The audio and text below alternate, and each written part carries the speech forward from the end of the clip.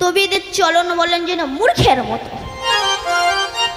বাদরের আদর বেশি হচ্ছে সারা দেশে, পিতামাতার সেবা ছেড়ে কুকুর কিনে বসে।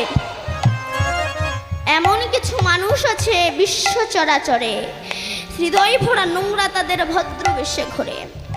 ভদ্রবেশে ঘুরলে দেশে মানুষ বলে না, মানুষ বলবে জাগবে যেদিন জ্ঞানের চেতনা।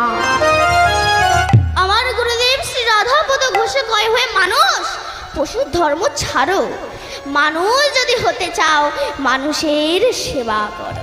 হরি বল হরি বল হরি বল।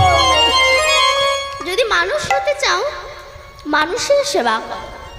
শুধু প্রাতিষ্ঠানিক শিক্ষায় শিক্ষিত হলে হবে না। এখান থেকে আনুমানিক 150 বছর আগে বিবেকানন্দ তিনি গ্রাজুয়েশন পাশ করেছিলেন। তিনি মূর্খ রামকৃষ্ণ দেবের চরণে আশ্রয় গ্রহণ করেছিলেন এবং তাঁর শিষ্যত্ব গ্রহণ করেছিলেন। তিনি প্রকৃত মানুষকে চিনেছিলেন এবং প্রকৃত মানুষের সঙ্গ করেছিলেন বলে তিনি আজ সারা বিশ্বের কাছে স্মরণীয়, বরণীয় এবং পূজনীয়। এই যে কমিটি যে এত টাকা খরচা করে নাম দিচ্ছে, এটা কি হচ্ছে? এটা হরিনাম হচ্ছে। মহাজন বলল হরিনাম বললো কেন? বলছে হরিনামে, হরিনামে।